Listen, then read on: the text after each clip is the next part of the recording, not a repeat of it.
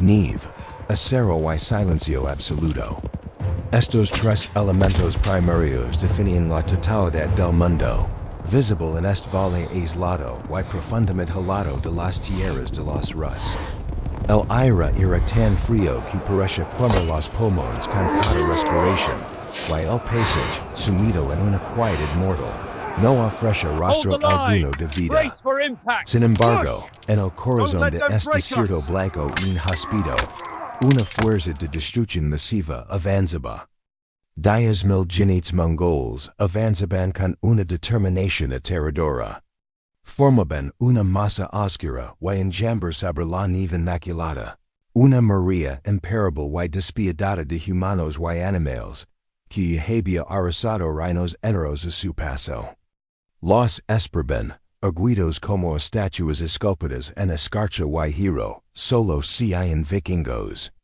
Eran los últimos viragoes del norte, los guardianes definitivos de una era pasada y de una tradición guerrera al borde de la extinción. No tenían muros de piedra que los protegieran de los asaltos. No tenían un camino despiadado para escapar. Todo lo que pasían, frente a la inmensidad de la horda, era la inquebrantable voluntad de resistir y morir de pie. Como era posible, tanto lógica como militarmente, que cien vikingos pudieran detener el avance de 10,000 invasores mongoles. Para comprender la verdadera magnitud de este acontecimiento, primero hay que comprender el aterrador contexto de mediados del siglo XIII. En ese preciso momento, la maquinaria bélica mongola se había convertido en la fuerza militar más efectiva, disciplinada y aterradora que el mundo jamás había conocido. Bajo el implacable mando de Beta Khan, nido directo del gran Genghis Khan, la horda de oro no se limitó a invadir territorios. Arrasó los principados de la Rus con precisión quirúrgica y violencia feroz. La reputación de los Mongoles los presidia como una sombra mortal, paralizando a sus enemigos incluso antes de que comenzara la lucha. Ciudades enteras, bastions considerados inexpugnables como Ryazan, Vladimir y la maestruosa Kiev, cayeron no en ecos de asedio, sino en tan solo semanas. Sus murallas de madera, que habían resistido las guerras tribales locales durante generaciones, eran completamente impotentes en la extrema movilidad y la feria disciplina de la caballería mongola. Los ingenieros de asedio mongoles y la velocidad vertiginosa de sus caballos eran obsoletas. Las fortificaciones tradicionales. La Rus se derrumbaba ciudad tras ciudad, bajo los cascos de los caballos esteparios, convirtiendo una civilización entera en cenizas y ruinas humantas. Fue en esta vorágine de conquista y destrucción, don tuvo lugar uno de los encuentros más extraños y anacrónicos de la historia militar. No se trataba simplemente de un conflicto estándar entre dos naciones o imperios rivales que luchaban por los recursos. Era un choque frontal entre dos tradiciones militares radicalmente diferentes, separadas por siglos de evolución táctica y cultural. A lo largo de los valles helados y los sinuosos canales de la Rus, perduraban los restos vivos de la antigua Guardia Varega. Se trataba de los legendarios mercenarios nórdicos, hombres cuyos antepasados habían servido en su día como guardia de élite de los emperadores bizantinos en la lejana Constantinopla. Persisten en estas frías tierras al servicio de los príncipes locales, los últimos herederos de un orgulloso lineage guerrero. Eran descendientes directos de los vikingos que, en los siglos IX y X, navegaron por los grandes ríos de Oriente, abriendo rutas comerciales vitales y fundando dinastías. Estos hombres hacía tiempo que habían abandonado su patria escandinava. Nunca volverían a ver los profundos fiordos de Noruega, ni las verdes llanuras de Suecia, pero nunca habían abandonado su ética guerrera. Levaban el legado del muro de escudos, el hacha pasada, y la valencia fatalista, que había definido esos antepasados. En total oposición a esta pasada fuerza de infantería, los Mongoles representaban el futuro de la guerra. Su organización era revolucionaria para la época. Cada unidad, desde una simple decena hasta una división de 10,000 hombres, podía actuar de forma independiente en el campo de batalla, reaccionando al instante como parte de un vasto organismo perfectamente coordinado. Los arqueros de la caballería ligera constituyen la columna vertebral y el sistema nervioso de su poder militar. Eran hombres innatos para la sila de montar, capaces de disparar 6 flechas por minuto con una precisión letal mientras galopaban a toda velocidad. Esta extraordinaria habilidad les permitía convertir una aparente retirada en una emboscada mortal y transformar el caos de la batalla en una trampa táctica ineludible. Ante tal fluidez y velocidad, la infantería pesada europea se encontraba trágicamente indefensa. Lenta, rígida, fuertemente blindada y dependiente de formaciones defensivas estáticas, rara vez sobrevivía al contacto directo con los jinetes de las estepas. La historia de esta época está plagada de sangrientas derrotas europeas a manos de las tácticas mongolas. Para el año 1240, el mapa geopolítico había cambiado radicalmente. La mayoría de los rusos yacha aplastada bajo el yugo mongol. Grandes ejércitos habían sido derrotados y dispersados. Sin embargo, la resistencia no se había extinguido por completo. En valles remotos y de difícil acceso y en asentamientos fluviales aislados, grupos de guerreros seguían negándose asuntos. Estos grupos dispersos incluyen milicias locales que defendían sus hogares, restos de tribus esteparias que huían hacia el oeste, y los famosos mercenarios varagos. Estas escaramuzas, aunque pequeñas en la escala de una invasión continental y a menudo olvidadas por la gran historia, formaron el trasfondo vital de una lucha mayor. Representaban los últimos rescoldos, los últimos espasmos de la antigua cultura marcial, nórdica de los Rus, antes de que desapareciera para siempre, bajo siglos de dominación mongola.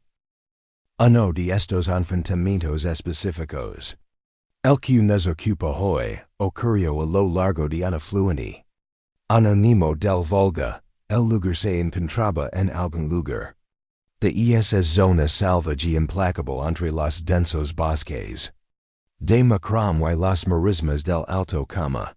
Estudios arqueológicos modernos y crónicas escritas mucho después mencionan un lugar llamado el Valle de los Escudos. Fue aquí donde un pequeño destacamento de los Rus, aparentemente no más de 100 mercenarios varagos, se vio cortado en su ruta por una fuerza mongola que los perseguía, compuesta por miles de hombres experimentados. Por su pequeña escala, el evento podría haber desaparecido por completo de la memoria colectiva humana. Debería haber sido solo una insignificante nota a pie de página en los libros de historia. Pero sobrevivió gracias a la absoluta improbabilidad de su resultado. Eli, sobre una franja de hilo apenas más ancha que un latido, el viejo mundo se enfrentó al nuevo en un duelo final. Los últimos hijos de Odin se enfrentaron a los herederos de Genghis.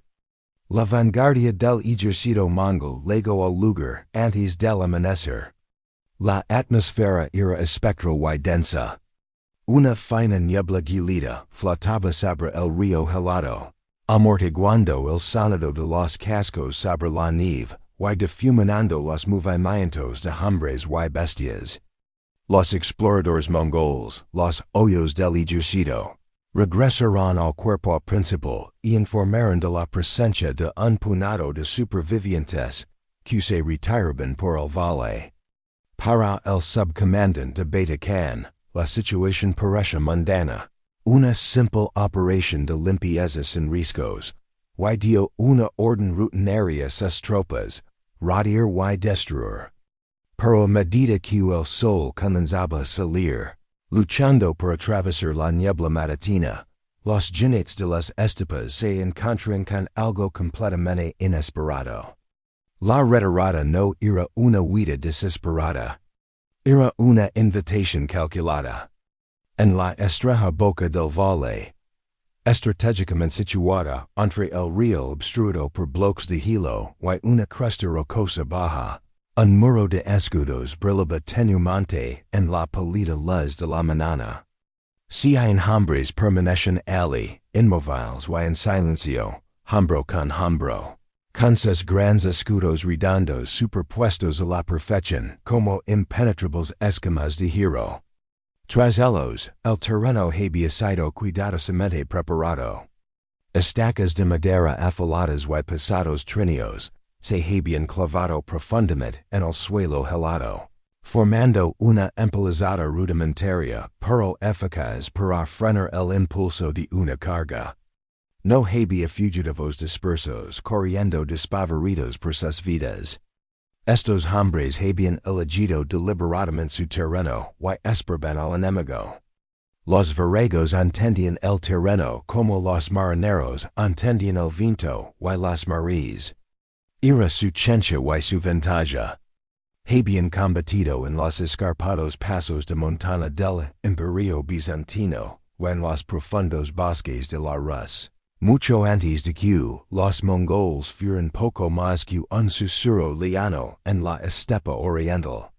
Allí, en este valle anónimo, habían identificado un cuello de botella perfecto, un nodo crítico donde la abrumadora superioridad numérica de la caballería se volvía inútil al no poder rodarlos.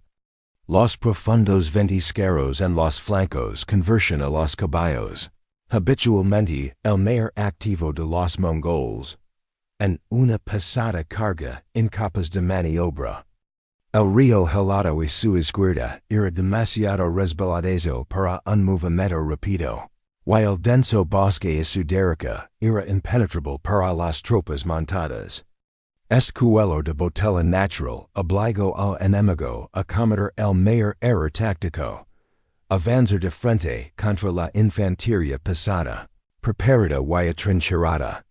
Los Mongoles comenzaron la batalla como siempre, con el arco, su seña de identidad táctica.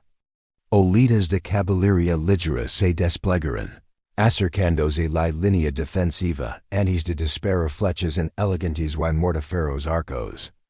El cielo se oscureció brevemente bajo la nube de proyectiles, y luego el aire se llenó del característico silbido de la muerte que descendía. Sin embargo, cuando el polvo de nieve se asentó y el sonido de los impactos cesó, el muro de escudos permaneció en pie, inmóvil. Los varagos se habían arrodillado tras sus escudos entrelazados, creando una impenetrable tortuga de madera y acero. Sus pesadas capas de lana, endurecidas por la escarcha, ofrecían protección adicional contra golpes de refilón, pero su disciplina era su verdadera armadura, intacta y impecable. Las flechas mongolas, diseñadas para penetrar, habían sido disparadas desde una distancia demasiado grande, impactando en ángulos oblicuos, deslizándoos inofensivamente en la nieve, rompiéndose con un crujido seco contra los bordes de hierro de los escudos. El muro no se había movido en un centímetro. Al darse cuenta de que las descargas de larga distancia eran ineficaces contra una fortificación tan móvil, los Mongoles cambiaron de táctica y avanzaron hacia la zona de peligro. Dispararon al galope, saturando el aire con flechas y luego, de repente, se detuvieron y se aliaron, con la esperanza de atraer los varagos a una persecución desorganizada desde su posición defensiva. Era la retirada fingida, una antigua artimara esteparia, que había destruido los ejércitos de China, Persia y Europa. Pero los varagos no se movieron. Conocen esta guerra y sus trampas. Permanecieron inmóviles, en absoluto silencio. Diando que los Mongoles malgastaron sus valiosas flechas y la energía de sus caballos, contra la madera inerte y la voluntad humana. La frustración comenzó a crecer visiblemente en las filas mongolas. No estaban acostumbrados a este tipo de estancamiento y rechazo al combate abierto. Sus comandantes, impacientes por zañar el asunto, ordenaron una carga directa. Cientos de caballería pesada avanzaron con un rugido, lanzas agachadas, el suelo temblando bajo sus cascos. Estaban convencidos de que la simple conmoción cinética de una carga masiva de caballería destrozaría esta muralla estática y frágil. Pero el suelo helado de los Rus los traicionó cruelmente. Al acercarse al punto de impacto, los caballos respiraron sobre el hilo oculto bajo la nieve. El impulso se rompió bruscamente, y las lanzas mongolas impactaron solo para hacer aguijos contra los escudos angulosos. En el preciso instante en que los primeros jinetes, desequilibrados y lentos, alcanzaron la línea, los vikingos avanzaron al unísono como un solo cuerpo. La trampa se cerró de golpe con violencia. Grandes hachas a dos manos subían y bajaban con un ritmo de brutalidad más antiguo que los reinos. El impacto fue bíblico en su salvajismo. Los caballos relincharon de terror y dolor. Los hombres fueron desmontados y derribados, y la blanca nieve se tinó instantáneamente de rojo. Esto no fue una simple escaramuza. Fue una masacre a corta distancia, donde las ventajas técnicas de los mongoles se desvanecieron.